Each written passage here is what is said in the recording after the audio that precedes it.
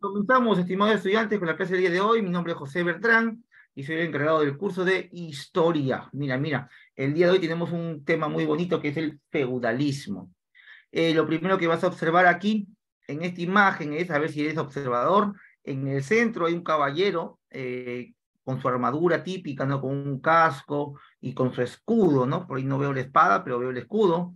A su mano derecha veo lo que vendría a ser un clérigo, un sacerdote, lo puedo reconocer por la túnica y por la cabellera. Y a la izquierda veo puedo decir que es una mujer, una fémina, ¿sí? Y con una lámpara en la mano, ¿no? Entonces podemos apreciar tres aspectos importantes del feudalismo y de la Edad Media. Primero, que la sociedad es una sociedad guerrera. La actividad más importante del periodo feudal es la guerra, ¿bien? Es la actividad más importante para todos, ¿correcto? Y luego, con respecto a la ideología, con respecto al pensamiento, tenemos aquí lo que es la Iglesia Católica, Apostólica y Romana, que va a imponer su pensamiento a la fuerza, a la población. También vemos al otro lado una mujer, ¿no? Con una lámpara que representa la economía. La economía feudal es una economía agrícola, ¿bien? Y si hablamos de religión, hablamos de guerra, recordemos que hubieron guerras, muchas guerras en el feudalismo, en el periodo de la Edad Media, y hubieron tres muy importantes. ¿Cuáles son las tres guerras más importantes de la Edad Media? ¿Cuáles son las tres guerras? A ver, chicos, ¿quiénes recuerdan las guerras más importantes o los enfrentamientos que destacan en esta Edad Media? A ver, primero podemos recordar las cruzadas, claro que sí, las cruzadas, y las cruzadas son enfrentamientos con índole religioso. Las cruzadas tienen índole religioso, puesto que se enfrentan, en teoría, católicos versus musulmanes. Ya, esa es la teoría, ¿no? En la práctica, mm, en la práctica puede variar, ¿no? Porque incluso la cuarta, quinta cruzada es cristianos contra cristianos, porque los musulmanes, aunque se reían ahí en Arabia de la payasada que hacía el Papa. Bien, entonces vemos que la primera guerra de las tres más importantes de la Edad Media son las cruzadas. Ya son 8 en total. Luego tenemos la Guerra de la Reconquista Española. En el año 711, la península hispánica cae bajo el poder musulmán, los árabes. Entonces, los españoles van a pelear por su independencia un promedio de 700 años, porque son derrotados en la batalla de Guadalete cuando gobernaba el último rey visigodo llamado Don Rodrigo. Don Rodrigo es vencido por Tarik en Guadalete en el año 711, que comienza el conflicto y termina de consolidarse en el 714. Hablamos ya, promedio siglo VIII, ya siglo VIII, para nadie. Siglo VIII, España cae y hasta 1492. ¿Te parece familiar esa fecha? 1492, descubrimiento de América, ¿no? América es descubierta en octubre, mientras que en marzo España ya se estaba independizando. Es decir, ni bien se independizó España, comenzó su conquista en ultramar. Bien, entonces tenemos aquí ya dos guerras importantes, ¿no?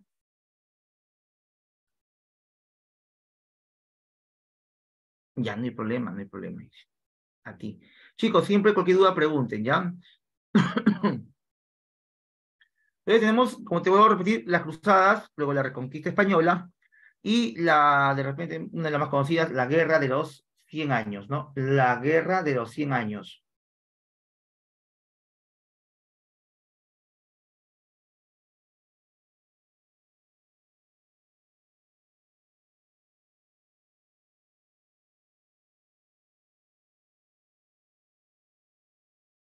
¿Quiénes se enfrentan en la guerra de los 100 años? Así, a grandes rasgos, ¿bien? Para tenerlo como cultura general. En la guerra de los 100 años se enfrentan ingleses contra franceses, Inglaterra versus Francia, Londres versus París, digamos, ¿no? ¿Qué ocurre? Que los ingleses viven en la isla de Gran Bretaña. Las islas de Gran Bretaña son varias islas, ¿no? Una más grande que otra. Hay un conjunto de islas, un archipiélago. Y en Gran Bretaña vivían los bretones. Pues en Gran Bretaña, bretones. Pero los bretones estaban en guerra con los romanos.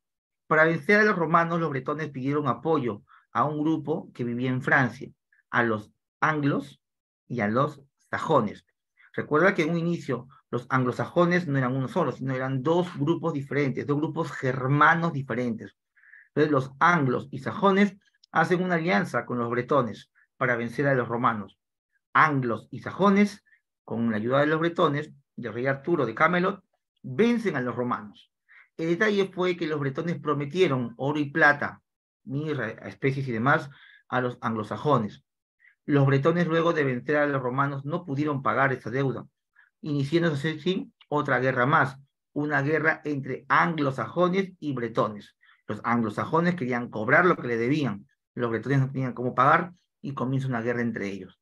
De esta guerra entre anglosajones y bretones vencen los anglosajones, quedándose ellos en tierras de Gran Bretaña y fundando ahí Inglaterra. Bien, esto fue al inicio de la Edad Media, en el año 400. Ya en el año 700, los anglosajones, los anglos y sajones, deciden volver a sus tierras de Francia y reclamar sus tierras por herencia. Esto les correspondía, pero ya el nuevo gobierno francés los desconoció y les dice que esas tierras les corresponde únicamente a los franceses y no, o a los francos, y ya no a los anglos y sajones. Comenzando así una guerra, otra vez, entre anglosajones, pero ya no contra los bretones, sino contra los francos. Esta guerra duró un promedio de 117 años. Bien, pero para redondear, la historia lo llama como la guerra de los 100 años. Vemos entonces este periodo de la historia, la Edad Media, muy cargada en guerras, ¿no? Reconquista española, 700 años, las cruzadas, más de 200 años, y la guerra de los 100 años. ¿No? Qué bestialidad, 117 años. ¿Y por qué peleaban? ¿Y por qué peleaban tanto? Peleaban por el poder de tierras. En el periodo de la Edad Media, en el feudalismo, a la tierra se le llama feudo. Y aquí justamente menciona que el feudalismo fue un sistema que se desarrolla o se desarrolló durante la Edad Media, alcanzando sus formas más características entre el siglo X y XV, en el cual intervienen tres aspectos. Tenemos un aspecto social, político y desde una perspectiva territorial y económica. ¿Bien? Entonces, hay varios aspectos del sistema o de la sociedad feudal. Recuerda siempre que se llama feudalismo por el feudo. El feudo es la tierra y lo más importante en aquel tiempo es la posesión de tierras.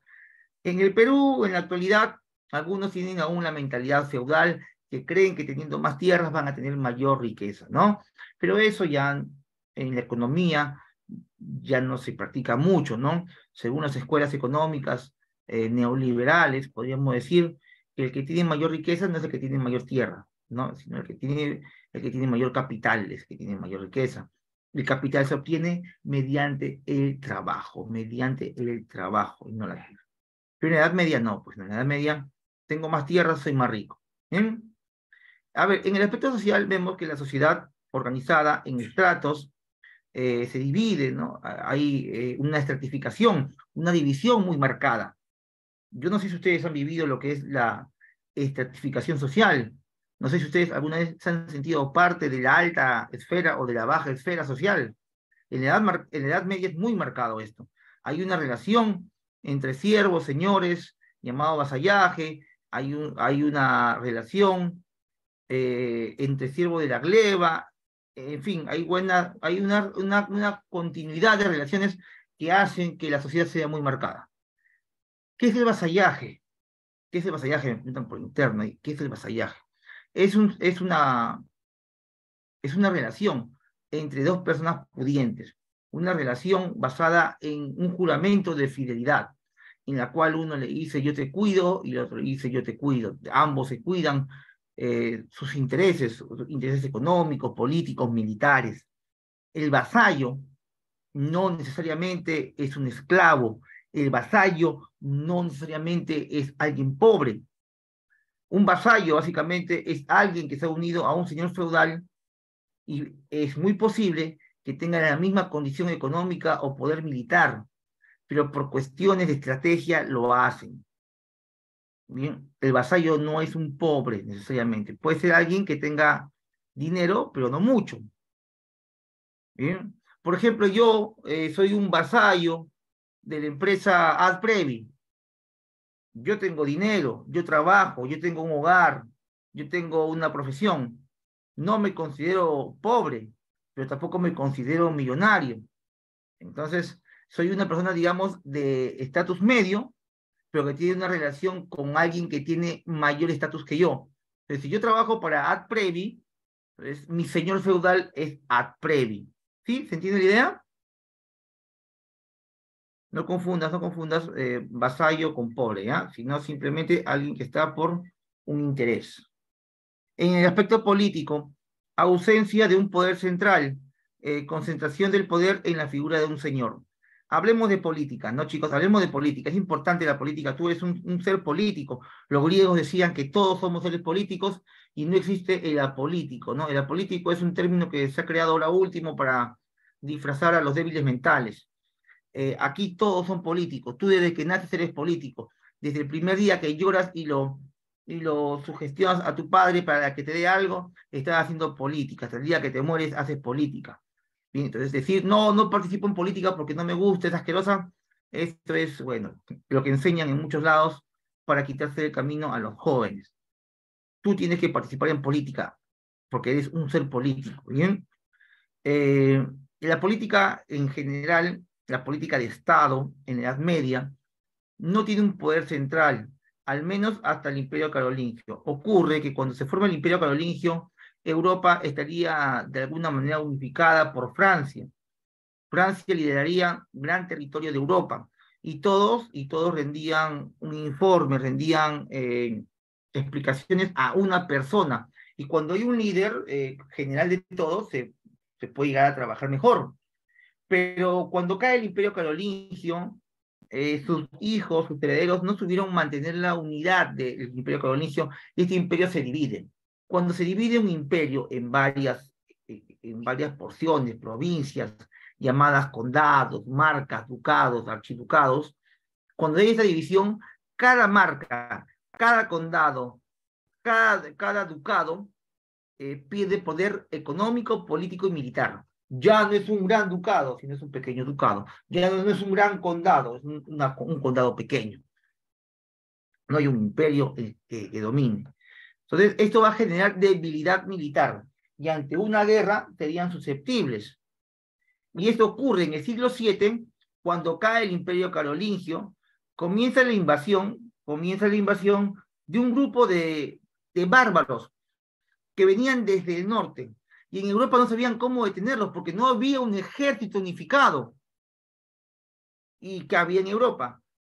Poderes pequeños disueltos por todo el territorio, pequeños condados, pequeños ducados.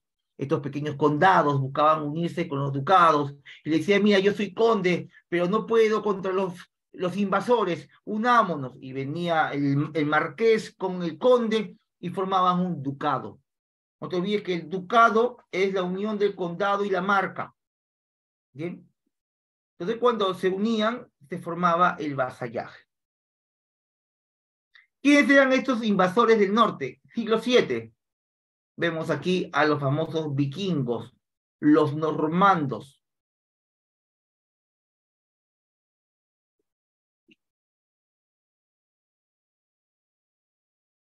Dentro de los vikingos famosos, ¿quién es? A Harald, quién es a Eric el Rojo.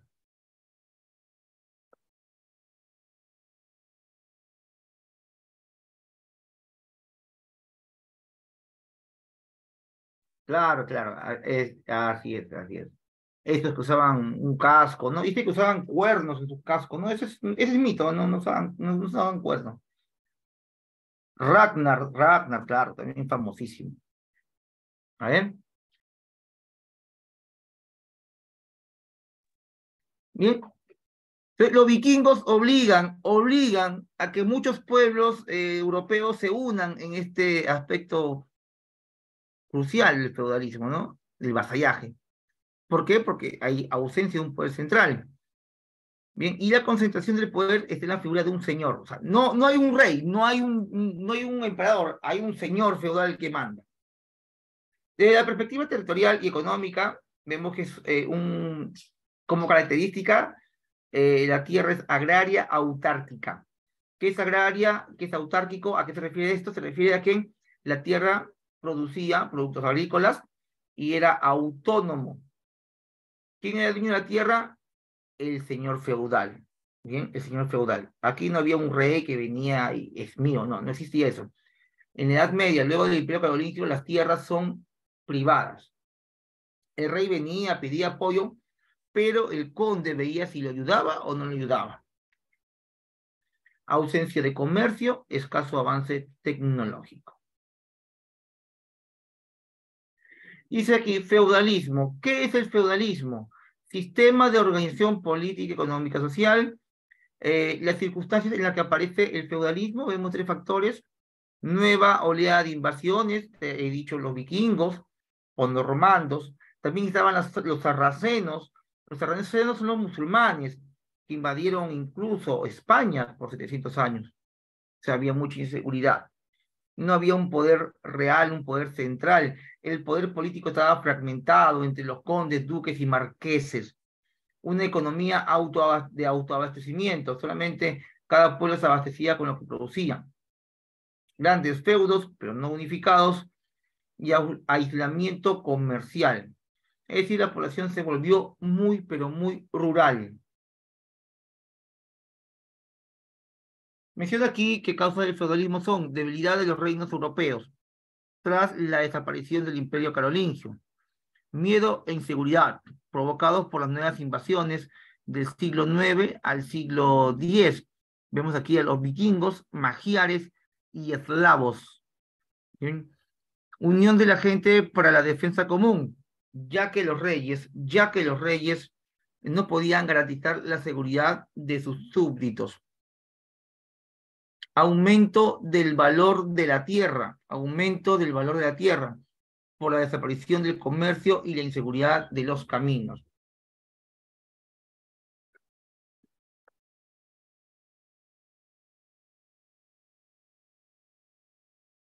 ¿Qué origina el sistema feudal?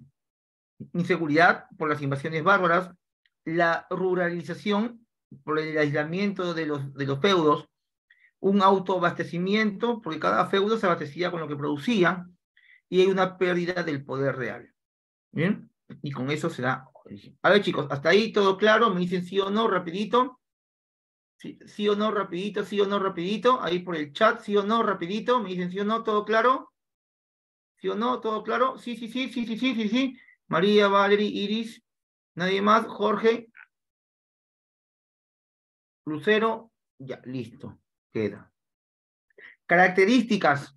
La base social y económica del feudalismo estuvo en el campo. Los señores feudales fueron soberanos absolutos de sus tierras, las que le fueron dadas por el rey, en agradecimiento a sus servicios militares, mediante el juramento de fidelidad.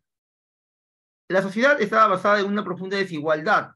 Había tres clases sociales: los señores que formaban la nobleza, los sacerdotes que construían el clero y el pueblo que desempeñaban los trabajos de campesino, artesanos, etc.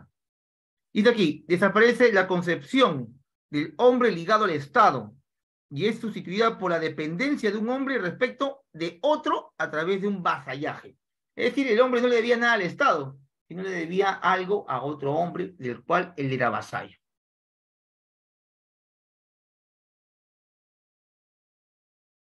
El feudalismo, elemento, es el feudo, que es la tierra, le pertenecía al noble o a la iglesia.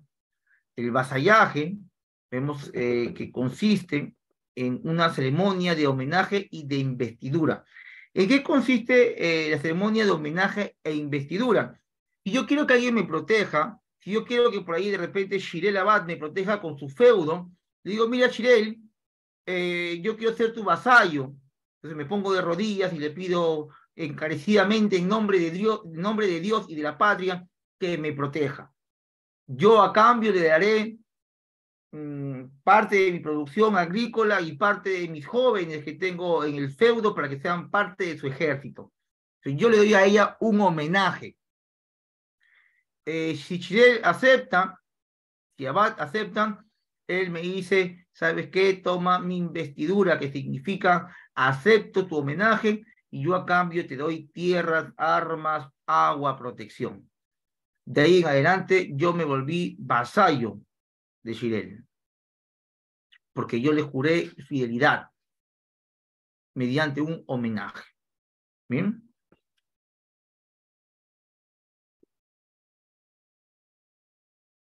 Ahora, que yo sea su vasallo, no significa que yo voy a agarrar mi pico y mi lámpara y me ponga a trabajar. Para nada. Yo soy dueño de la tierra, al igual que Abad. Pero ¿quiénes van a trabajar la tierra? Mis siervos. Yo tengo siervos. ¿Y quiénes son los siervos? Son aquellos que en algún tiempo sus padres fueron esclavos de la antigua Roma y heredaron la esclavitud. Pero para que no suene feo esclavo, porque estaba prohibida la esclavitud, lo llamamos siervos, siervos de la gleba. Trabajan en el feudo a cambio de fidelidad y pago de rentas.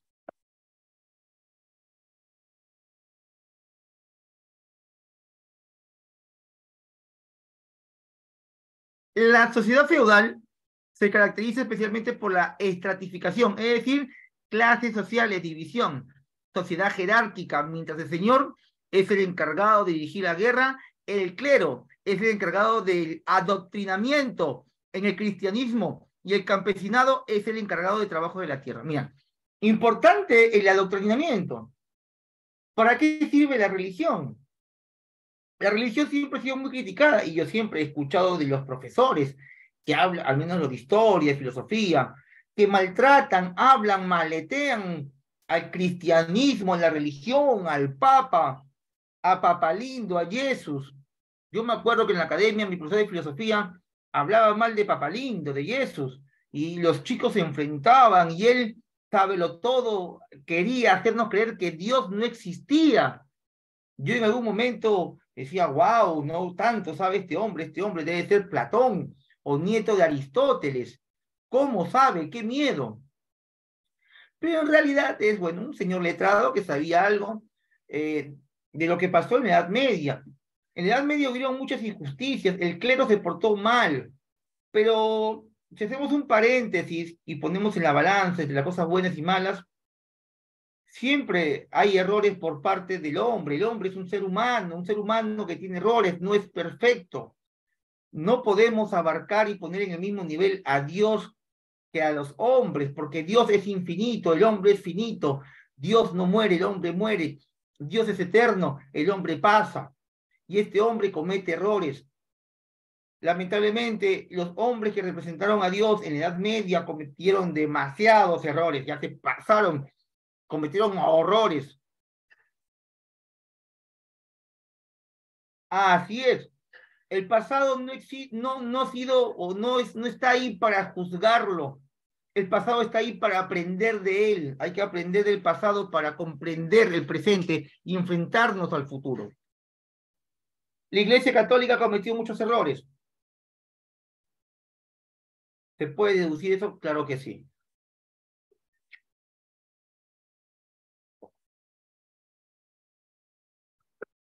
Fueron tantos sus errores en la Edad Media que a inicios de la Edad Moderna la Iglesia Católica casi desaparece. Iba a desaparecer con un movimiento llamado la Reforma. La Reforma de Martín Lutero y el señor Calvino y Enrique VIII, que vino después, se armó la bronca en el cielo. Es que los papas eran demasiado corruptos, pues, ¿no? Ya, demasiado ya, muy escandalosos. Eran peor que los presidentes del Perú, ¿eh? Peor todavía. Y dice aquí, que el clero, ¿no? Era el encargado de adoctrinar. Y eso hasta ahora funciona en muchos países desarrollados, ¿no? Donde se le da bastante poder a la iglesia. Hablemos de la católica, ¿no? De la iglesia católica, que, que en muchos pasajes de la historia ha intervenido de manera negativa, ¿no? Recordemos eso hace poco nomás en las marchas que hubieron en todo el Perú, y salen, ¿no? Y salen los famosos obispos, cardenales, que son parte de la alta iglesia, el alto clero. Ellos no conocen el mundo, ellos se dedican solamente a su parte administrativa.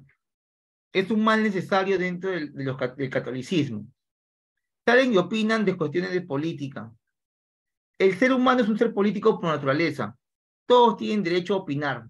Pero si tú eres un representante de Dios, mejor no te metas en política, pues, ¿no? Porque ahí sí lo arruinas.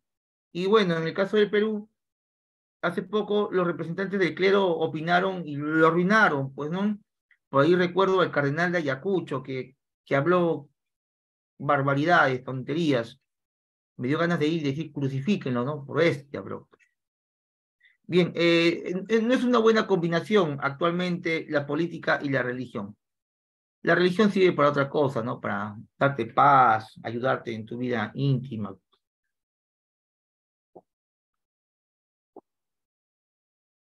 A ver, en la sociedad medieval, como dice aquí el cuadrito, chicos, ¿algún comentario con respecto a la Iglesia Católica? ¿Alguien quiere dar una opinión de repente? ¿Alguien quiere hablar mal de mi santa Iglesia Sacra Católica Apostólica Romana? ¿No? ¿Todo bien?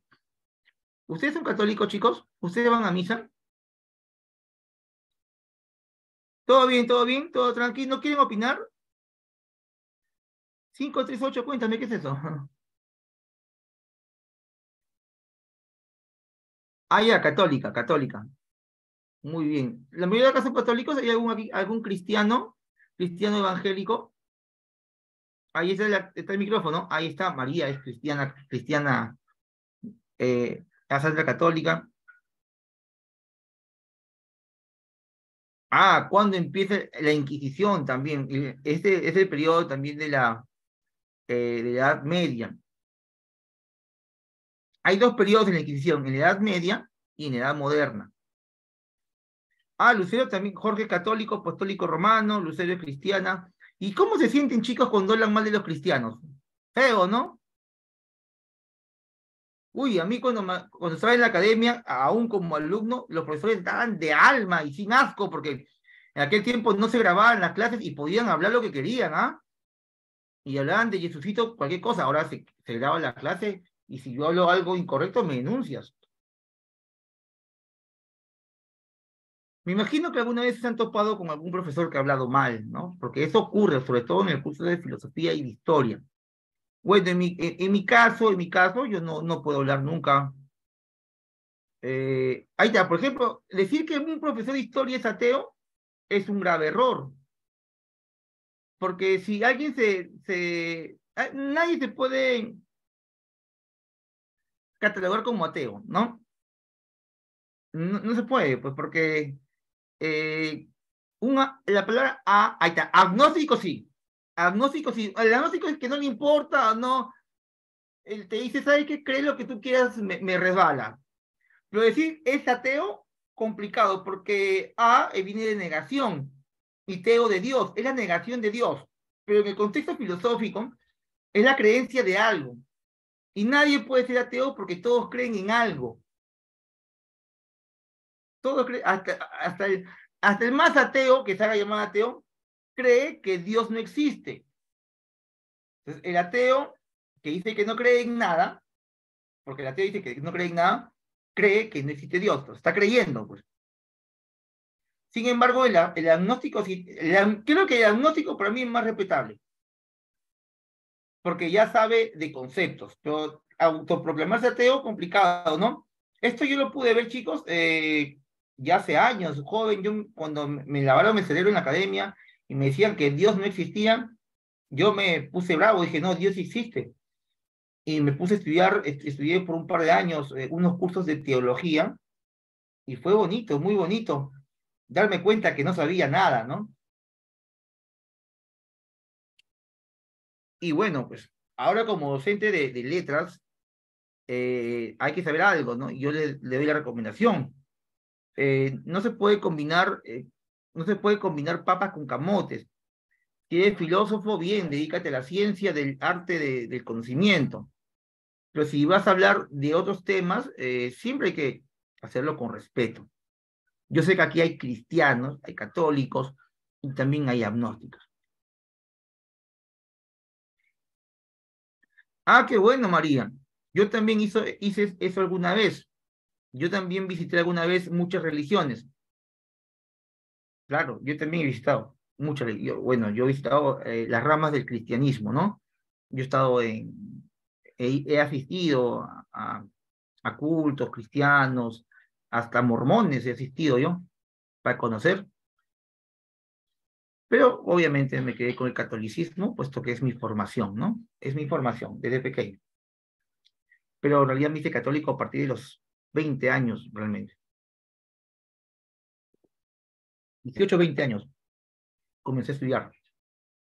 Y tiene que ver mucho con el tema, porque la Edad Media está enquistada con el cristianismo.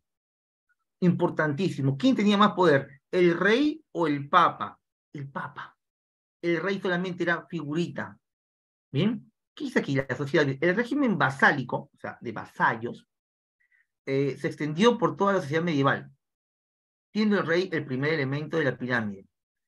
La segunda, sus vasallos, que eran los duques, condes y otros señores. A ver, chicos, ¿saben la diferencia, antes de avanzar, la diferencia entre duque y conde y también por ahí marqués? ¿Saben la diferencia? Díganme sí o no, rapidito, sí o no, diferencia entre conde, duque y marqués. Rapidito, díganme sí o no, sí o no, sí o no. Diferencia entre conde, duque o marqués, ya no saben. Díganme para explicarles, y no es necesario que muestre todo un sermón, solamente lo hago aquí, de manera práctica. Ya, excelente, te lo explico una vez. Imaginemos que esto es Europa, ¿ya? No, imaginemos que es España. En España hay varias ciudades. Uno, dos, ya, mejor no, otro ejemplo, disculpen. Esto es Perú. Este cuadrado es Perú. Y Perú tiene muchas ciudades, ¿correcto? Para que sea más familiar. ¿Cómo se llama el departamento más austral del Perú? ¿Cómo se llama el departamento más al sur del Perú? Vamos, rápido.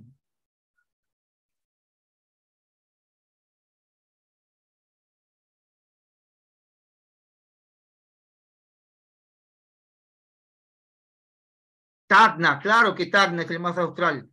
Te has ganado el cielo, Valerie, Iris. Tacna está por acá, vamos a dibujar a Tacna. ¿Por qué me hace el Perú? Para explicarte que es un condado, un ducado y una marca. Esto es Tacna, ¿correcto? Tacna tiene frontera con qué país? Con la tripa desértica de Chile, con la tripa maldita, con Chile, ahí está. ¿Cuál es la provincia o el departamento más boreal? Ya no austral, más boreal, más al norte. Muy bien, vale, Loreto, Loreto. Tiene frontera con el país de los monos, Ecuador, y el país de las blancas, Aspiraciones, Colombia, del cártel de los sapos, ahí está. Loreto. Loreto y Tacna son provincias que tienen frontera con otros países. Ya, una más. ¿Cómo se llama el departamento que tiene frontera con Bolivia, con los bolitas, el altiplano? ¿Cómo se llama ese departamento? Oye, solamente Valerie, nada más. Jorge, nada más. Somos 25 y solamente dos. Muy bien, Puno, Puno, el altiplano. Bien, ahora sí. ¿Cómo se llama el departamento que tiene mayor producción de peces del Perú? Producción, no extracción. Producción, he dicho. Es decir, que crían sus propios peces. ¿Cuál es el departamento del Perú con mayor cantidad de producción de peces? Departamento de, dime Daniela, Lucero, María. Vamos, María, Jorge. Muy bien, Sandra, te has ganado una estrellita. Ahí está. El departamento de Junín, Huancayork. ¿Quién conoce Huancayork? Huancayo, Huancayo City. Ahí está, Junín, Junín, Junín. ¿Cuál es la provincia conocida como la ciudad de Mercurio? ¿Cómo se llama la ciudad de Mercurio?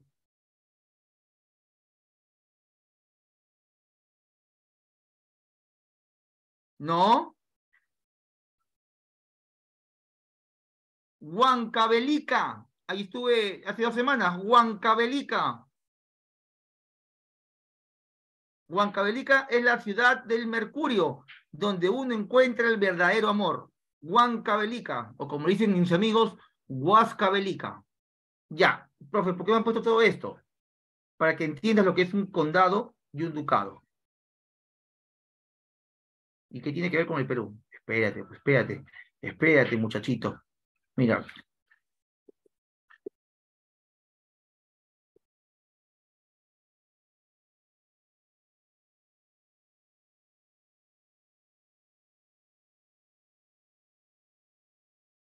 Condado, marca y ducado.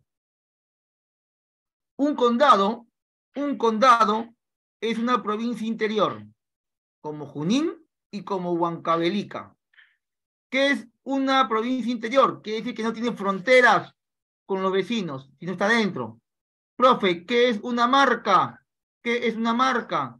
Una marca es una provincia limítrofe con fronteras con los vecinos, como Loreto, Puno y Tacna. Es una marca. Y cuando hay guerras y cuando hay problemas, el condado y la marca se unen para formar un ducado. ¿Quién manda en un condado? El conde. ¿Quién manda en la marca? El marqués. ¿Quién manda en el ducado? El duque. ¿Quiénes forman parte del alto, de la alta nobleza? Los condes, los marqueses y los duques. Acá también dicen los altos prelados, es decir, la iglesia. ¿Bien? Chicos, ¿se entendió qué es un conde, un duque y un marqués?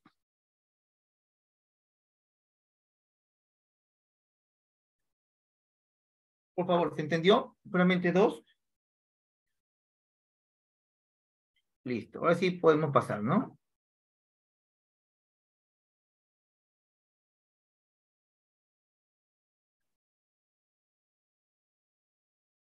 Clases sociales en la alta Edad Media. Ya hemos visto, ¿no? Los estamentos, siempre bien marcados. Eh, Parte de esta clase social se mantiene en la actualidad. Y quiero saber tu opinión. ¿Qué opinas tú de las clases sociales? ¿Está bien que existan? ¿Deben seguir existiendo? ¿Es bueno eso? ¿O la humanidad sufre por esto? ¿Qué opinan ustedes? ¿Ustedes creen que las clases deben de existir, clases sociales? Rubí, Lucero, Daniela, Iris, Valerie, Jorge, amigo José, Naciel, Shirel. ¿Deben existir las clases sociales? Yumi, Beto, dime Beto. Beto, dime, Enrique. ¿Deben existir? ¿Sí o no?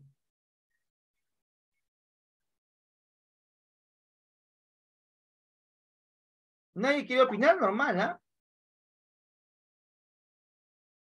No hay ahí un chico que me diga, no, ahí está Jorge dice, para mí no deben existir. Álvaro dice, no. Rubí dice que no deben existir. No hay por ahí un frío de frío que alguien que no tenga corazón y me diga, sí, tiene que existir, profe. Ahí está, María, fría de fría, sí, que existan. Lucila me dice que no debe haber diferencias. Pero ¿por qué sí y por qué no? Pues. Pero Lucila, sí tiene que haber diferencias.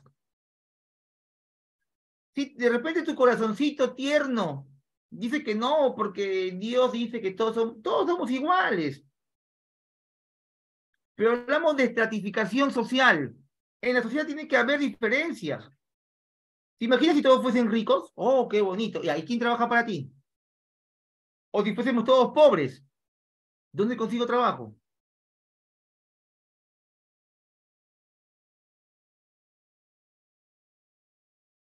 Lucía, ¿tú crees que aquí, a 10 años en adelante, cuando tú tengas tu carro, tu casa, tu esposo y media docena de niños, de hijos, ¿tú crees que sería justo, luego de tu esfuerzo, haber estudiado en universidad, trabajado, haberte quemado las pestañas, haber estudiado los domingos? ¿Tú crees que sería justo que alguien de tu barrio, de tu misma edad, que no estudió, se dedicó a las fiestas, no se esforzó, vivía de la propina del papá, tenga lo mismo que tú?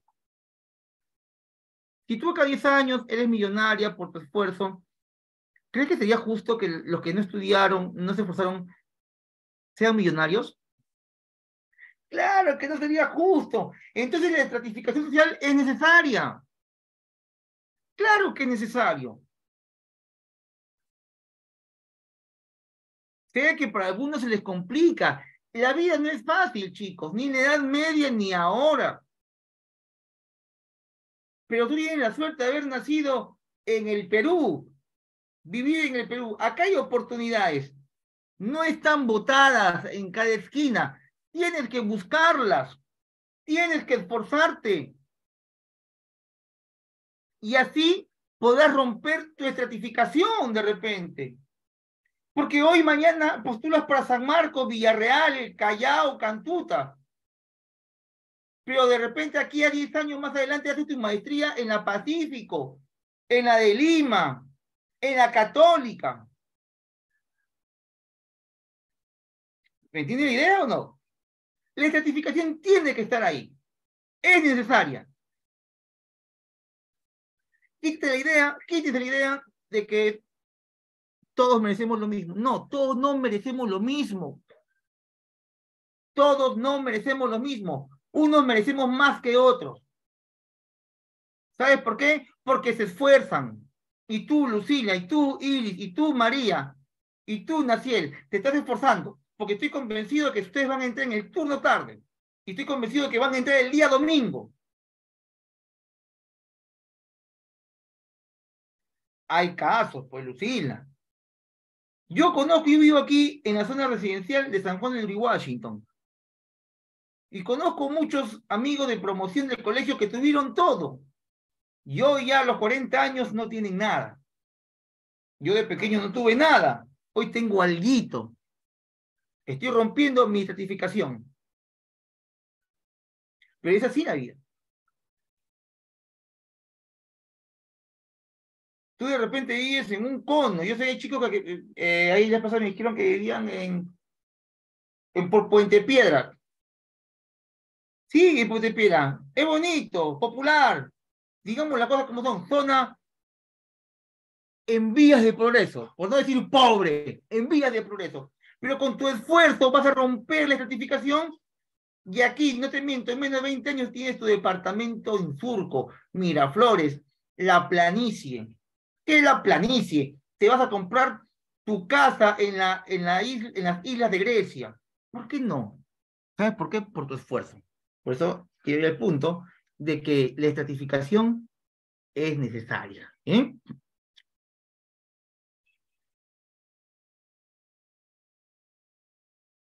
Ahí está, mira, barrio populoso, Cerro El Pino, por favor. Excelente y gran aporte, María. Mira, yo soy docente, tengo también, yo estudié en Villarreal, estudié en San Marcos por mi esfuerzo, pero yo nunca me arrepiento y nunca me avergüenzo de decir que a mis 13, 14 años yo vendía tecito en caja puerta por puerta. Yo a los 17 años vendía agendas, me iba al mercado central y compraba por mayor mis agendas y vendía agendas. Antes de acabar la secundaria, yo acabé a los 18 porque tenía que trabajar. Y así, ustedes con su esfuerzo van a avanzar. ¿Bien, chicos? Vamos a hacer un paréntesis al momento de reflexión de la Edad Media. Felicitaciones a todos los chicos que se esfuerzan, tienen que esforzarse. Esfuércense, ¿bien? Esfuércense. Es lo único que los va a llevar al éxito. Sin miedo al éxito. Bien, las clases sociales hasta ahora existen, siempre han existido y existirán. Porque tiene que ser así. ¿Bien? Tiene que ser así. Con actitud. ¿No? Muy bien, la nobleza, los que luchan. ¿Por qué dicen los que luchan? Porque la nobleza normalmente en la Edad Media iban a las guerras. Los señores feudales, siempre con armamento, siempre con un caballo. Son los caballeros. Su función social era la defensa de la cristiandad.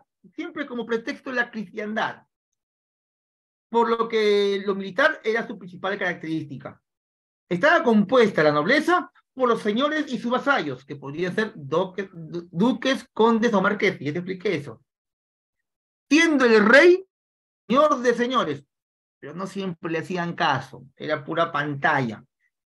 La pertenencia a la nobleza está determinada por la sangre. Si tú eres noble, tu hijo hereda tu, tu nobleza, pues, ¿no? Luego de la mano de la nobleza está el clero. A ellos le decían los oradores o los que rezan. Su función social era el establecer los vínculos entre Dios y los hombres. ¿No? Okay. Bueno, ya su técnica, pues, ¿no? Para llevar la Edad Media con fuerza, ¿no? Los que rezan intercedían entre Dios y tú. Hoy en día sabemos que eso era, bueno, no es tan cierto, pues, ¿no? Además, se ocupaban de las funciones culturales, teniendo un papel importante en la educación. Algo que recalcar, chicos, la educación en la Edad Media estuvo a cargo de la Iglesia. Ojo, Iglesia Católica, Apostólica y Romana.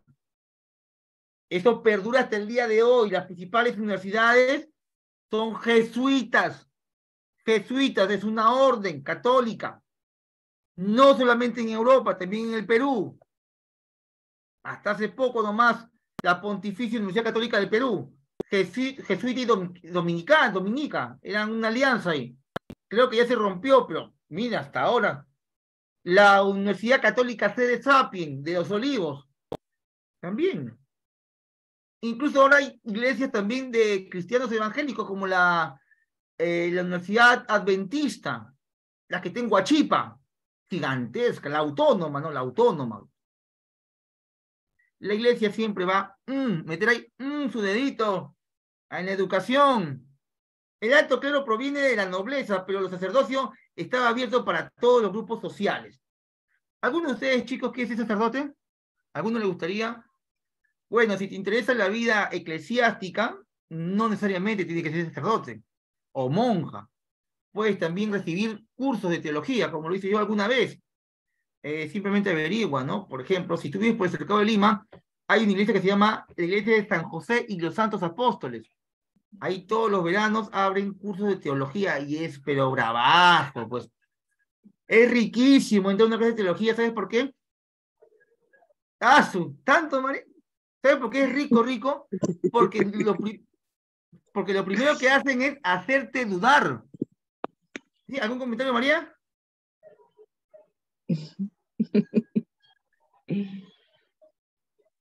Uy, tu micro. Ya. Cuando tú llegas a la iglesia de San José y los Santos Apóstoles, en la Plaza Italia, Barrios Altos, los cursos de teología están basados en la iglesia medieval. No te preocupes, no te preocupes. En la iglesia medieval. Y ahí te enseñan teólogos que han sido sacerdotes o personas que quisieron ser sacerdotes. Y el primer mes, lo primero que van a hacer es destruirte. Te van a dar, pero en los cimientos de tu catolicismo o de tu cristianismo. Van a hacer que no creas. Si pasas la prueba, te siguen enseñando. Uy, sí, sí. Full filosofía. Hay nada y hay incluso clases de latín antiguo. Tú no sabes, es todo una experiencia. ¿Ah? Bien, continuamos. Luego, dejemos al clero, yo me emociono mucho porque yo soy muy creyente, yo me gusta la comparación de la iglesia antigua, actual, y la iglesia y el cristianismo en general, en toda la historia. Y siempre se le echa la culpa al cristianismo de muchas cosas políticas, porque la defensa del Papa, cuando pidió disculpas en el Concilio Vaticano II, es que la iglesia fue utilizada por los políticos. Bueno, yo le creo a mi Papa. Hablemos del campesinado, los que trabajan. Su función social era la de mantener el resto de la sociedad con el trabajo. Era el estamento más numeroso, compuesto en su mayoría por siervos de la gleba. Siervo de la gleba es esclavo, ¿ya? Es esclavo. Que por nacimiento o herencia dependían de algún señor. Vivían en la propiedad señorial sujetos al régimen de la servidumbre. Eran sirvientes eternos. Vemos aquí la sociedad, ya hemos visto lo que es la nobleza, y lo hemos visto. El clero también hemos visto. Bueno, en este caso vemos que el clero lo dividimos en dos. El clero regular y secular. El regular, dice aquí, está constituido por los sacerdotes que vivían en los conventos y que componen las distintas órdenes religiosas. Y el secular es el que depende directamente del obispo y que vive en parroquias. También podemos dividir, chicos, al clero como el alto y el bajo clero, ¿ya? El alto clero, el secular, los que tienen plata, los que son mantenidos por los obispos, por la corona, ellos son los cardenales, por ejemplo, los mismos obispos, el papa, ¿no? La alta esfera de poder, y la baja serían los párrocos, monjes, curas, monjas. Mira, los campesinos, la masa campesina se dividía en villanos. ¿Qué es un villano? Tú que vas a la Villarreal vas a ser un villano. Hombres libres, pero vasallos de un señor. Los villanos contraían una serie de obligaciones. ¿Bien? Y aquí vamos a quedarnos con las obligaciones para pasar al siguiente punto, que son las guerras, ¿ya? Tenemos que hablar de las cruzadas.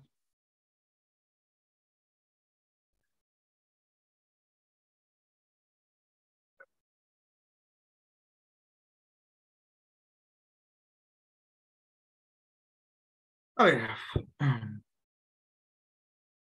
Los villanos contraían una serie de obligaciones. Dice, la corbea, trabajar las tierras del señor feudal.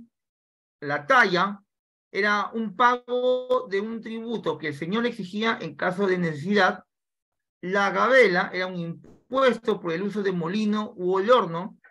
La pernada es muy común, recordada y estudiada. He podido leer algunos textos que dicen que esto es un mito, no es cierto, pero bueno, en el sistema educativo peruano nos exigen que enseñemos esto, que dice que la pernada es el derecho del señor a pasar la primera noche de bodas con su sierva, ¿no? O sea, por ejemplo, mañana se casa Lucho con Lucha, que son mis siervos, y bueno, pues yo tengo que hacer una prueba de calidad, ¿no? Y pasar la noche primero, antes que el esposo, ¿no? Yo voy con la señora y, bueno, pues tengo que dar un toque de calidad.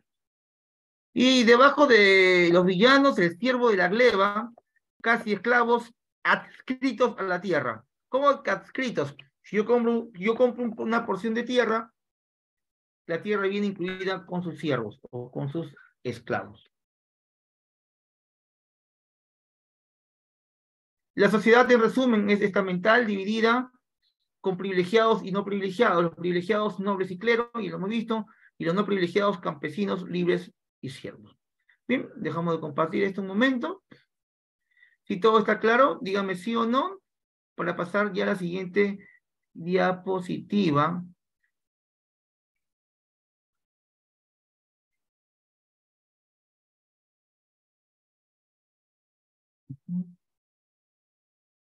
Listo, gracias. Vamos a pasar a las diapositivas de las cruzadas, ¿ya?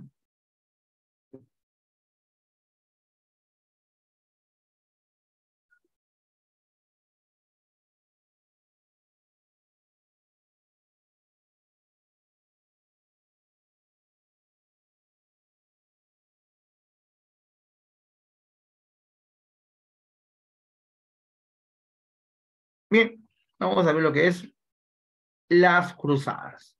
Las cruzadas son campañas militares, chicos, que se da justamente en este periodo de la Edad Media. Aquí está, vamos a ponerlo aquí un segundito. Ah, así es, el Papa Urbano II es el que inicia todo esto, ¿no? Las cruzadas fueron una serie de campañas militares impulsadas por el papado y llevado a cabo por gran parte de la Santa Cristiandad, principalmente por la de Francia y la dinastía de los Capetos, junto con el Sacro Imperio Romano. Las cruzadas, con el objetivo específico inicial de restablecer el control cristiano sobre Tierra Santa, las otras campañas en España y Europa Oriental, de las que algunas no vieron su final hasta el siglo XV. Las cruzadas fueron sostenidas principalmente contra musulmanes, aunque también contra los eslavos paganos, judíos, cristianos, ortodoxos, griegos y rusos, mongoles, cátaros, husitas, valdenses, prusianos y principalmente contra cualquier enemigo del Papa. Chicos, las cruzadas todas las conocemos como campañas militares entre cristianos contra musulmanes, pero como dice aquí el texto, no todo fue contra los musulmanes. También hubieron batallas, hubieron enfrentamientos cristianos contra cristianos. Se puede llamar una cruzada simplemente el enfrentamiento de la cristiandad contra los enemigos del Papa. Cualquiera que sea enemigo del Papa se enfrentaba a una cruzada.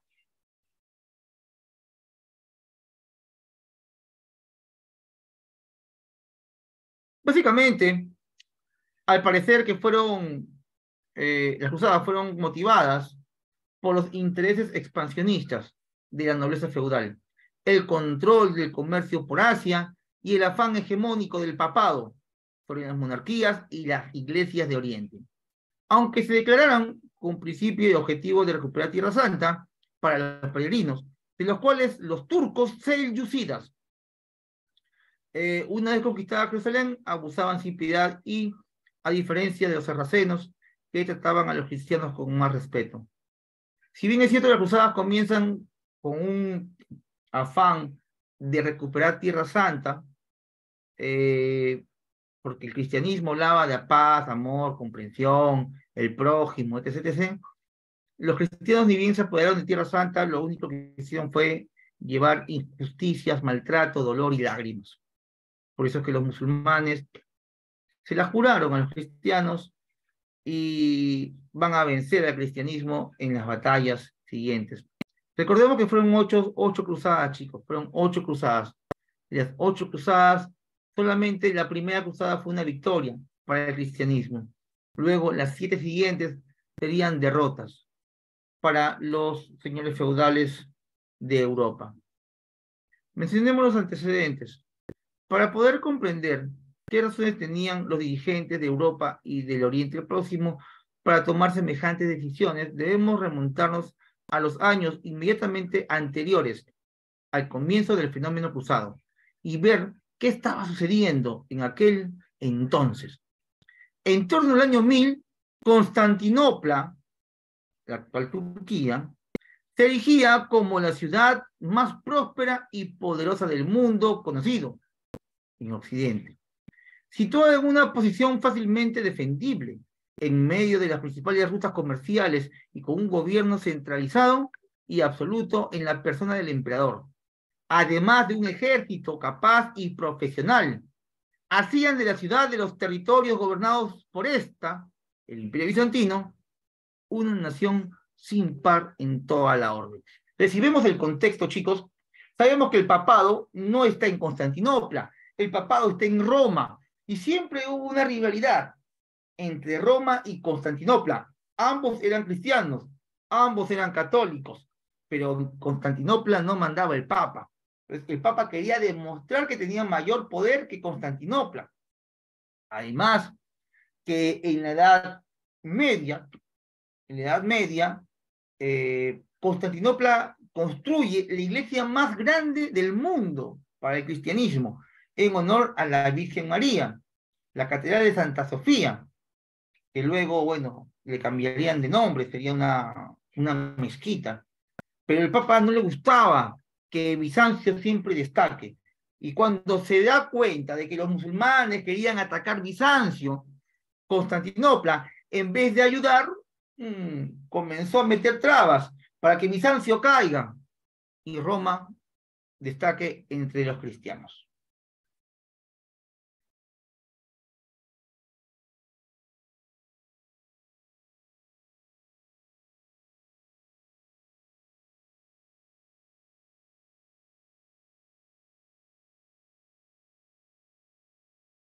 La expansión del islamismo en Oriente es una de las cruzadas, es una de las causas de las cruzadas, ¿no?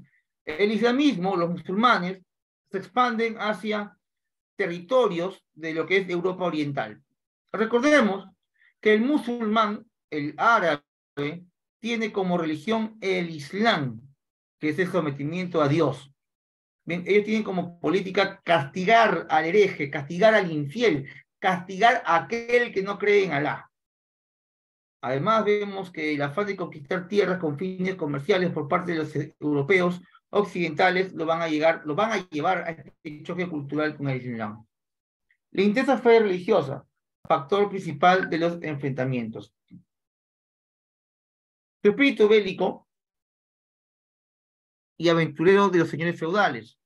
El deseo por parte del cristianismo de recuperar el Santo Sepulcro y Jerusalén.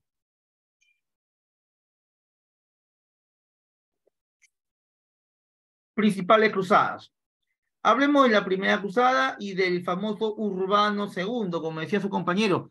Profe, Urbano II comenzó todo, sí, él comenzó todo. A ver, vamos a ir un mapita antes de continuar con la parte teórica. Te voy a compartir aquí lo que vendría a ser, dame un segundito, por favor, el mapita, para ubicarnos, ¿ya?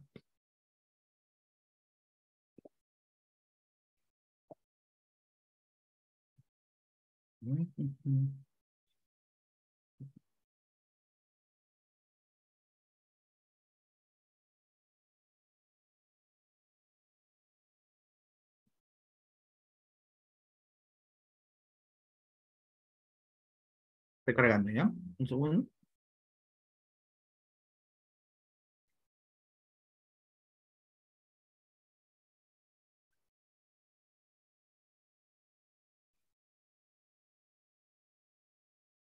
Ahí está. Voy a compartir, ¿ya?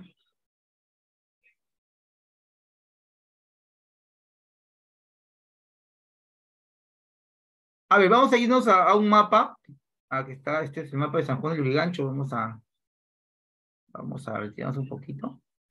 Está cargando, el internet también ahí es un poquito lento. Pero ahí estamos, ¿sí?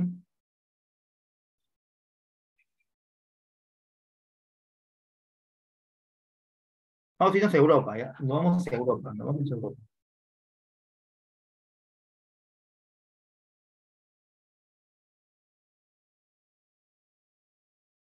Vámonos, tomamos un Uber o un Didi.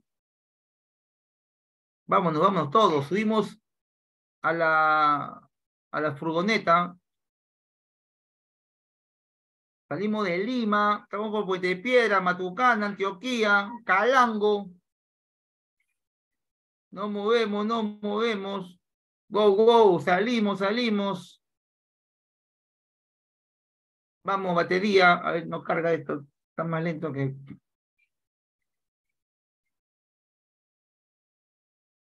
Ahí está la tierra. Vamos a la tierra.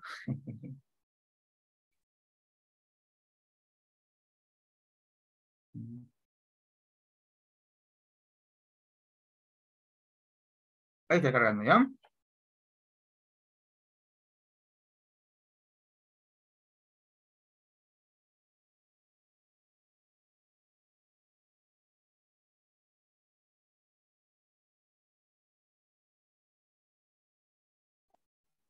Ya. ¿Por qué había rivalidad entre Bizancio e Italia? Vamos a unirnos acá. Chicos, ¿lo ven? ¿Ven el mapita? Chicos, chicas, él, ella. Listo, ya vamos a poner aquí, ya vamos a poner aquí. ¿Qué pasó? ¿Qué pasó? Mira. Este es Italia. Ya próximamente voy a pasar mis vacaciones a Italia. Me voy a viajar, le he prometido a mi familia llevarlos a nadar en el mar Adriático y en el Tirreno. Ahí están. Aquí está Italia. Aquí está Roma. Acá vivía el Papa, ahí en el Vaticano. Y aquí está Estambul, Turquía, ¿no? Aquí estaba la gran Constantinopla. Ahora, te explico rapidito, mira, para que la veas con flow, mira. Italia está en un lugar estratégico para el comercio. De acá, comercio para España, comercio para Francia, para los Balcanes, ¿no? Está Albania, Grecia.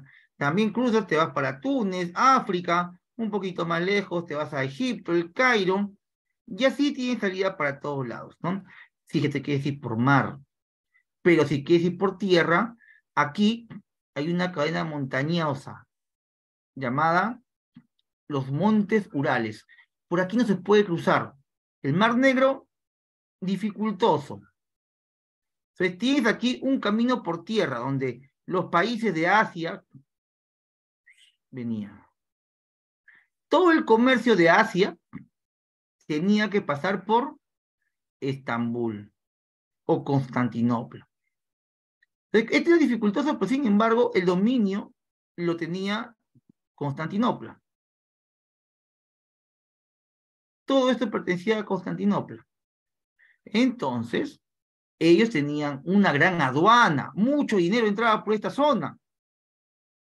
Tenían dinero, crearon la iglesia más grande del mundo. ¿Quién quería esta zona? Lo quería el Papa, porque el Papa también era un señor feudal. Y cuando ve que Estambul está en peligro por la expansión de los musulmanes, el rey Alejo le dice al Papa: oye, amigo Urbano, yo tengo mi ejército, pero sinceramente los musulmanes son muchos. ¿Me puedes enviar 500 soldados bien armados para defender mis murallas? Solamente necesito 500. Y Urbano II, ¿sabe lo que hacen? No te preocupes, compadre, yo te ayudo. Y Urbano II convoca a la cristiandad, se va a la ciudad de Clermont, Francia, y llama a los nobles diciendo: el cristianismo está en peligro, la cristiandad sufre la amenaza más grande de su historia, los musulmanes quieren matarnos, todos aquellos que luchen en nombre de Dios serán perdonados en todos sus pecados, no importa en qué hayas pecado, se te perdona. Solamente tienes que viajar a Tierra Santa mediante el camino de Constantinopla. Y el rey Alejo, que le pidió a Urbano 500 soldaditos, tuvo que recibir a una muchedumbre que escuchó a Urbano decir que los pecados serían perdonados, que no pagarían impuestos, que serían ricos. Y Urbano convoca la primera cruzada diciendo: Deus lo volt, es la voluntad de Dios. Y los caballeros dicen: bueno, pues vamos a hacer nuestro ejército, llamaremos a nuestros vasallos, al conde, al duque, al vizconde, al archiduque, al marqués, y vamos a ir bien armados. Pero mientras que se armaban, y la logística, y etc., y etc., y etc., se iban a demorar. Pero Urbano quería: no, ahora mismo. Y por ahí se buscan dos personajes. Uno fue Gualterío sin haber, y otro Pedro el Ermitaño, que era un sacerdote. Y dice: nosotros vamos a ir con la bendición de Dios desde hoy mismo. Y el mismo día ellos comenzaron a marchar rumbo a Constantinopla, a Tierra Santa. Y en el camino se le fueron sumando muchos hombres. Alejo pidió 500. Y llegaron miles, pero miles de hombres a Constantinopla. Cuando llegaron, no llegaron felices, llegaron con hambre, con frío. Y la ayuda que pidió resultó ser peor que la invasión de los turcos musulmanes. Fue peor. Y así comienza la primera cruzada, con problemas entre los mismos cristianos de Constantinopla y los cristianos de Roma. Dejamos de compartir y veamos. Primera cruzada. El Papa Urbano II convoca el concilio de Clermont con el lema Dios o Deus lo vol. Participan miles, 50.000. Se le pasaron 2 ceritos, 50.000 campesinos pobres, liderados por Pedro el Ermitaño y Valterío o Walterío sin haber. Cuando ellos van, 50.000 de un solo golpe son aniquilados por los musulmanes. Detrás de ellos llegarían los señores feudales, por eso se le llama cruzada señorial, porque estaba compuesta por señores feudales. Participan 600.000. Bueno, esto puede ser un poquito exagerado, ¿ya? Pero bueno, referencial nada más la cantidad. Líder Godofredo de Bouillon, pero no fue el único. También está Tancredo y Raimundo de Toulouse, quienes acompañan en la cruzada señorial. Lograron recuperar Jerusalén. Llegan de Constantinopla y llegan hasta Jerusalén, la recuperan. En Antioquía se encuentra la lanza de Cristo. Uy, la lanza de Hollín se llama así, la lanza de Cristo. ¿Han escuchado de la leyenda, la historia de la lanza de Cristo? Profe, ¿Jesús tenía una lanza? ¿Con eso mataron los pecados? No, tranquilo.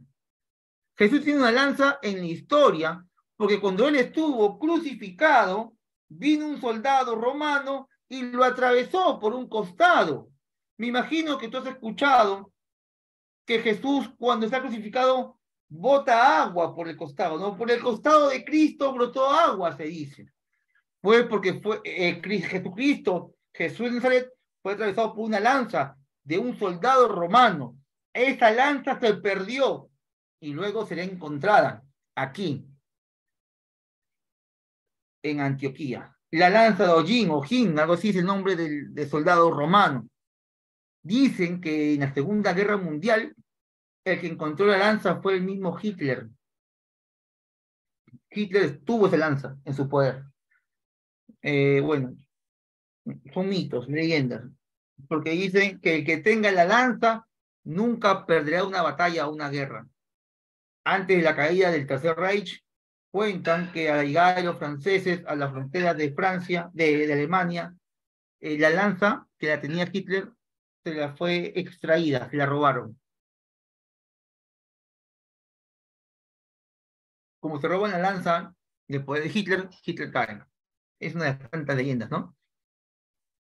Bien, vemos aquí a los caballeros templarios. Cuando los cristianos llegan a Jerusalén, ¿cuál fue el objetivo? Recuperar Tierra Santa, ¿no? Para los cristianos. Pero no. El cristiano lo primero que hace, ¡pum!, mentalidad europea, feudalista. Tranquilo, llegamos a Tierra Santa. Voy a crear el reino feudal de Jerusalén. O sea, lo primero que hacen es crear un feudo, amurallan todo. Hasta ahí todo estaba bien. Pero salió pues el demonio, el diablito, y comenzaron a robar, extorsionar, matar, violar, y los palestinos, los que vivían ahí, la agarraron odio, y lo primero que hicieron fue aliarse con los musulmanes. Entonces, la primera cruzada es una victoria para Godofredo de Bouillon con Tancredo y Raimundo, pero le duró poco.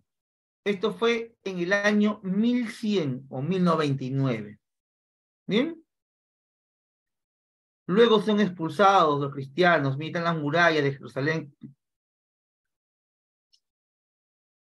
Y vendría la segunda cruzada, año 1147.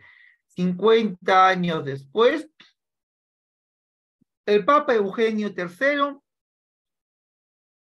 convoca la segunda cruzada para recuperar lo que se perdió en Jerusalén. Convoca la segunda cruzada, pero el Papa Eugenio no tenía mucho poder político y tiene que llamar a un amigo francés llamado Bernardo de Claraval. Dice Claraval por la traducción, pero Bernardo de Claraval. San Bernardo de Claraval convence al rey de Francia, Luis VII, y al rey de Alemania, que es llamado el Sacro Imperio Romano Germano, Conrado III. Y Luis VII y Conrado III de Alemania van rumbo a Tierra Santa. No hay mucho que contar, puesto que fueron derrotados en la primera batalla. No duró nada. 2 años de preparación y pierden en Guam, en primera. No le duró nada a su chistosada. Luego de esto, los cristianos aún querían persistir en su lucha por Tierra Santa, pero aquí ya había un personaje por el lado de los musulmanes. El paradigma musulmán, así como el Perú tiene a Miguel Grau, así como Chile tiene a Arturo Prat, así como Inglaterra tiene a Lancelot, el mundo musulmán tenía un caballero, un super caballero. Él se llamaba, a ver, ¿quién me dice? Se llamó Saladino. O, bueno, lo puedes encontrar también en separatas, en documentales. Hay un montón de documentales de Saladino. Te invito a que lo busques después de clases. Ya, en vez de estar viendo tu reality, el resumen de los goles de Reina, Guerrero, busca en YouTube Saladino. Saladin-Hit, le dicen también, Saladin-Hit. Es el paradigma para los musulmanes, justo de justos, guerrero de guerreros. Él vencía a los cristianos y luego de vencerlos les decía, vayan a sus casas. ¿Para qué te voy a matar? ¿Qué gano matándote? ¿Qué gano haciéndote mi esclavo? No sirves para nada. Saladino se ganó el respeto de muchos, incluso porque ya en la tercera cruzada él había ganado, sin pelear ya había ganado, porque los reyes que fueron a atacarlo murieron en el camino. Es el caso de Federico Barbarroja, que se ahogó antes de la pelea. El rey de Francia, Felipe II Augusto, renunció a la cruzada y volvió a su tierra. El único que fue a enfrentarlo fue Ricardo I Corazón de León, y pierde con él. Y Saladino todavía, a pesar de que lo vence y tuvo la oportunidad de humillarlo, secuestrarlo, descuartizarlo, dice, ya, tranquilo, mira, ¿quieres Tierra Santa? No hay problema, a mí me sobran tierras, me sobran hasta santas. Te doy permiso para que entres. Y Saladino vence, lo venció en 2 o 3 batallas. ¿Para qué vamos a pelear? Y siempre te voy a ganar, papito, siempre te voy a ganar. Entra, con la única condición de que entre sin armas. Él fue Saladino, búscalo ahí, hay muchas versiones. La tercera cruzada, en 1189 hasta 1192, Cruzada de los Reyes. Se le llama Cruzada de los Reyes, la tercera, porque son 3 reyes importantísimos para la Europa aquella. Ricardo I Corazón de León, de Inglaterra, hermano mayor de Juan Sin Tierras. Lo acompaña Felipe II Augusto de Francia, dueño de Francia. Y por Alemania, Federico Barbarroja, que por ahí yo me he enterado que el nombre real es Barbarossa, no Barbarroja. Pero están los 3. Nuestro amigo Ricardo, Corazón de León, tenía un hermano, ya, que cuando Ricardo va a la cruzada, su hermano, mi hermano se va a la cruzada! Va a morir, se va a morir, decía. Cuando se muera mi hermano me quedo con sus tierras y ya no me van a decir Juan Sin Tierras, me van a decir Juan con tierras. Y se ve el rey de Inglaterra. Pero Juan Sin Tierras estaba contento y se queda, mientras que su hermano se iba a pelear como sonso, se queda en Inglaterra, con todas las tierras. Pero se entera también, Juan Sin Tierras dice, mi hermano se ha ido con su amigo Felipe II Augusto, el rey de Francia. Entonces me voy a Francia. Y Juan Sin Tierras, ambicioso, encima que se queda con las tierras de su hermano Ricardo, decide conquistar Francia, aprovechando que no estaba el rey. Pero ahí se cuenta, se sabe, que el pueblo de Francia se levanta contra el injusto Juan Sin Tierras. ¿Y saben quién fue el líder? ¿Saben quién fue el líder que se enfrentó a Juan Sin Tierras?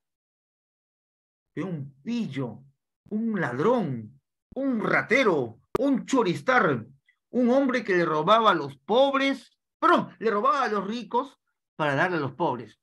¿De quién te hablo? Aquel hombre que le robaba a los ricos para darle a los pobres, en un bosque llamado el Bosque de Sherwood, el que tenía un amigo grandote, le decía el pequeño Juan. ¿Quién es? ¿Quién es? Así es, Robin Hood. ¿También hay película de él o no? ¿La has visto? Ya, tarea. Vas a ver tu película de Robin Hood, ¿ya? Para que veas más o menos de qué te hablo. Ya, la película de Robin Hood está basado en el tiempo de la Tercera Cruzada, ¿ya? Ahora, como Juan Sin Tierras estaba invadiendo Francia, y el que le dio el parón macho fue Robin Hood, el rey Felipe II Augusto se enteró de esto. Y es por eso que abandona la cruzada y vuelve a pelear contra Juan Sin Tierras. Federico Barbarroja murió ahogado en un río y Ricardo Corazón hace un pacto con Saladino. La tercera cruzada es posiblemente la más importante. Vamos ahora a la cuarta cruzada. ¿Cruzada comercial o falsa cruzada? ¿Por qué falsa cruzada? Porque las cruzadas son contra los musulmanes. Las cruzadas son para recuperar Tierra Santa. Pero ¿por qué se llama falsa cruzada? Porque el Papa Inocencio III convoca esta cruzada en el Concilio de Letrán. ¿Para qué? Para poder lograr expandir su comercio. O sea, no tenía un afán religioso, tenía un afán comercial. Y estos financistas italianos que buscaban expandir su comercio desean tomar Constantinopla y lo van a hacer.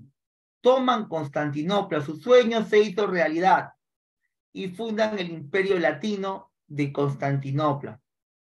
Duró 500 años, ¿ah? 500 años. Acá dice, reinos cristianos quedan sin apoyo, resisten gracias a las invasiones de los mongoles. Bien, fue un desastre la Cuarta Cruzada, se pelearon entre cristianos de Roma y de Constantinopla. Acá no tiene nada que ver los musulmanes, pero fue convocado por el Papa. Por eso que decimos que las cruzadas son campañas militares contra los enemigos del Papa. Entre la Cuarta y la Quinta Cruzada aparece la figura de dos niños. Uno se llamó Esteban y otro Nicolás. Esteban y Nicolás comenzaron a decir que habían soñado con la Virgencita María, con Papalindo, con Jesús, y que ellos les habían dicho que vayan a pelear en nombre de Dios. Convencieron a cientos de niños, ya no vayan al colegio, no vayan a la academia, no entren a Previ, no, vamos a pelear, hagamos plata. Se llevó a cientos de niños a pelear en Tierra Santa. El detalle es que Nicolás y Esteban no iban a llegar a pie, entonces tuvieron que contactar a algunos comerciantes para que alquilen algunos barcos comerciales y salir de Italia rumbo a Tierra Santa. Cuenta la historia que ellos alquilaron unos barcos a unos comerciantes de dudosa procedencia, que en realidad no eran comerciantes, eran piratas traficantes de esclavos. Y todos los niños que decidieron no ir con sus padres a cumplir sus responsabilidades y prefirieron ir a pelear, serían vendidos como esclavos. Los niños son llevados al África y en el África serían diseminados por el mundo para poderlos vender como esclavos. Así acabó su cruzada de los niños, con niños siendo esclavos y Europa quedándose en un tiempo sin una generación. Esto también es explicado en cuentos, es explicado en fábulas, como lo explican los europeos. Hay una historia de un flautista, no sé si tú has escuchado alguna vez, un flautista que fue contratado para que se lleve una plaga de ratas, pero al final, como no le pagaron servicios, se llevó a los niños. ¿Cómo se llama esa historia? Claro que sí, el flautista de Hamelin, ¿no? ¿Lo has leído alguna vez? Me imagino que no lo has leído, lo has visto en Shrek, ¿no? En Shrek lo has visto, ¿no?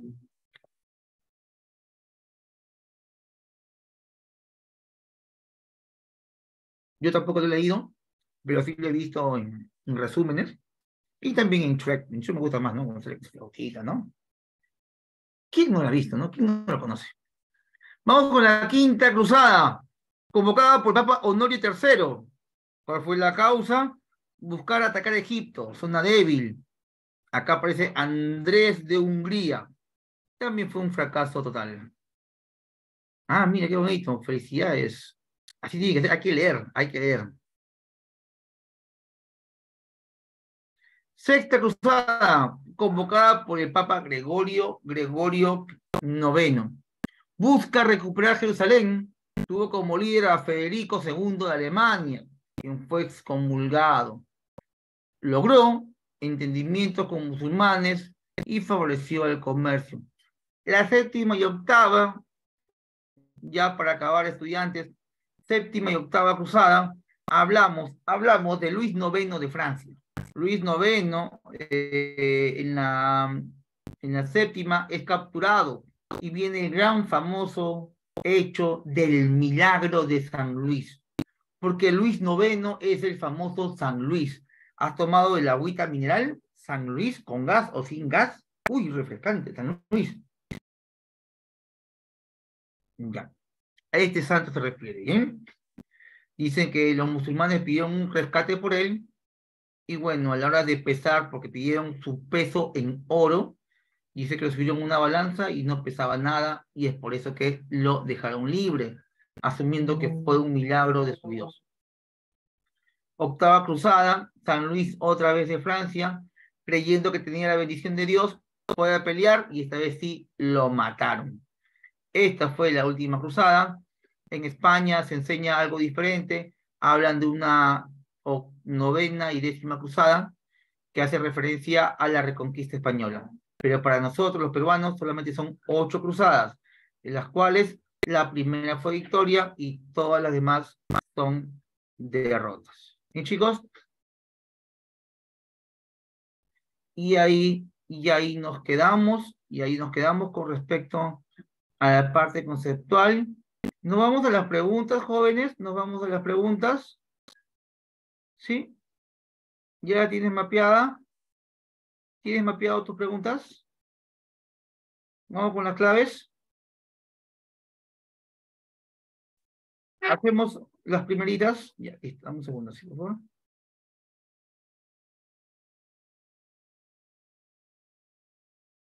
Ahí está. Página 125, ¿no? Perdón, página 34.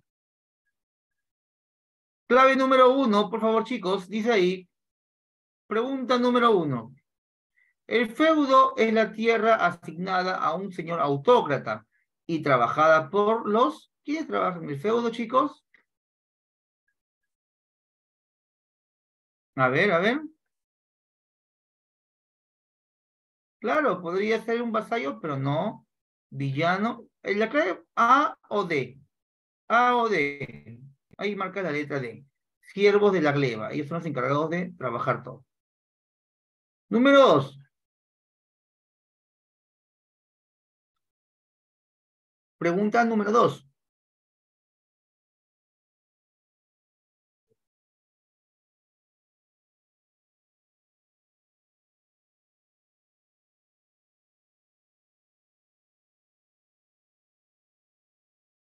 Es cierto con respecto al feudo. Es cierto con respecto al feudo. ¿Es el territorio gobernado por el señor feudal? Eso es verdadero, sí. Sí, eso es correcto. Cada feudo gozaba de autonomía, eso es cierto. La parcela trabajada por el vasallo son los mansos, sí, aunque en realidad sería por los siervos, no por el vasallo, pero bien. La administración se realizó desde el castillo, sí, todas son correctas. Clave enano. Vamos con la pregunta 3. El sistema feudal logró una mayor consolidación a partir de... ¿Cuándo el sistema feudal logró su consolidación? ¿Las cruzadas? No, no fue las cruzadas. La guerra de los 100 años, tampoco. La destrucción de Roma, no. La clave es enano. Desintegración del imperio carolingio. Los señores feudales protegían a los vasallos con el propósito de obtener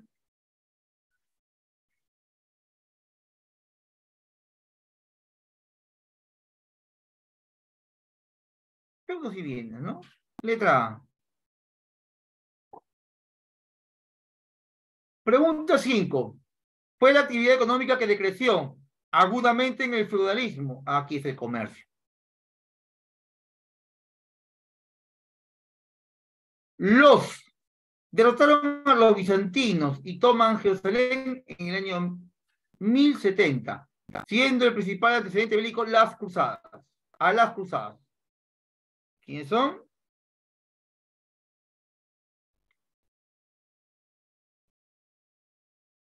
Los turcos selyúcidas, ¿no?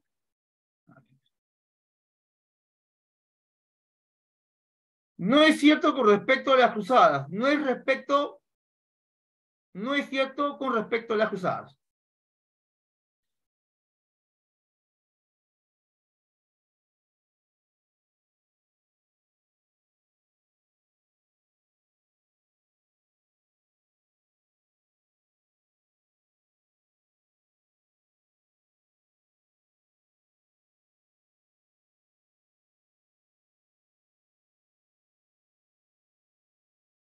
A ver, a ver.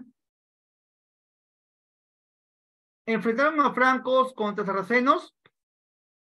Esto sí es cierto, porque los franceses pelearon, sí. ¿Es un enfrentamiento de matiz religioso? Eso también es cierto. Pero la pregunta es, no es cierto.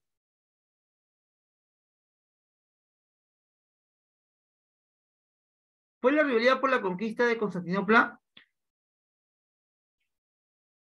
No, no, esto no es cierto, pues porque el objetivo no era conquistar Constantinopla. Había rivalidad, sí, pero no la conquista. Entonces la clave es letra C.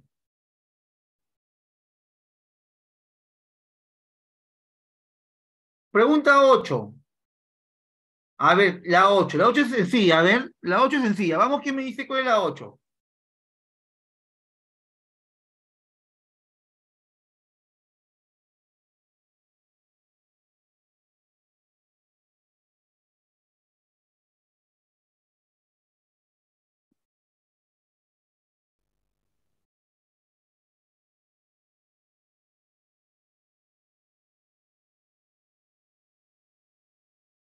Muy bien, eres bebecita, o eres bebesota. Habla, riquitona, habla.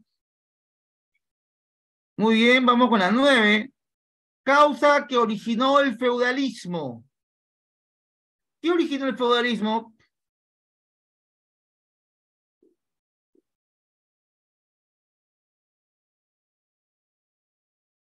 Dedo, pues dedo, dedo. Chicos, ya pues. Vamos, pregunta 10. Sobre la economía feudal, a ver quién me responde. Jorge, Beto, Valerie. Shirel, vamos, Shirel, mándame tu clave, Shirel. Vamos, Jorge. María Cruz, mándame tu clave. Yumi,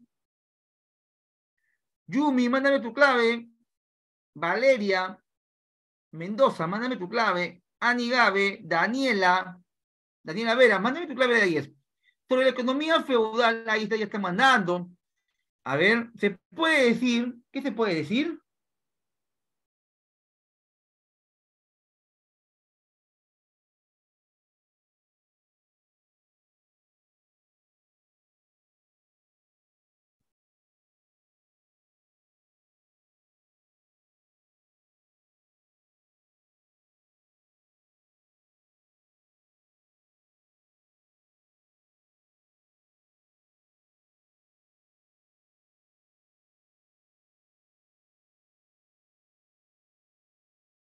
Todos me dicen, ah, exacto, pues la agricultura, pues chicocos. Ay, ay, ay, vamos con la 11. Plato fuerte, esto es las cruzadas. Godofredo de Bullón y Balduino intervinieron en la... Oye, qué fácil, mándame la clave. Godofredo, Tancredo. Muy bien, Jorge. ¿Sí? Me has mandado, sí, sí, sí. Ahí está. La Mancha, Iris, Beto, María. Vamos con la primera, porque no hay primera sin segunda. Oye, vámonos rapidito a la pregunta 12. A ver, Lucero, Jorge, María, Beto, Iris, anda, vete a la 12. Pregunta 12. Son elementos primordiales del feudalismo. Te dejo para que te luzcas.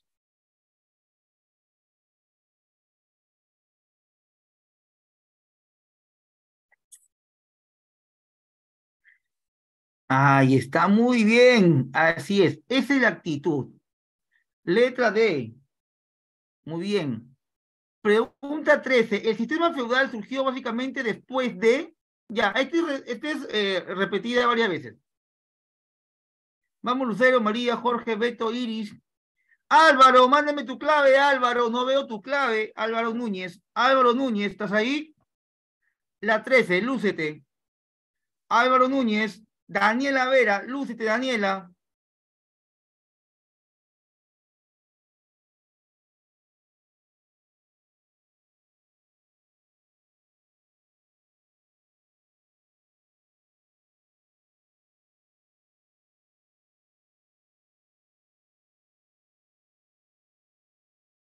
Listo. A mí me mandaron, son lo máximo, gracias, gracias. Esta cosita, los chicos. Huelen, huelen a cachimbo. ¿Qué se denomina vasallaje? Se denomina vasallaje. La letra B, pues, bebecita. ¿O es bebesota? Pregunta 15, vamos con la 15 y la 16, para tener un pequeño descansito de 10 minutos y vamos con la evaluación del día de hoy. ¿Qué te parece? Pregunta 15, en el Reich, los señores feudales se les llamaba,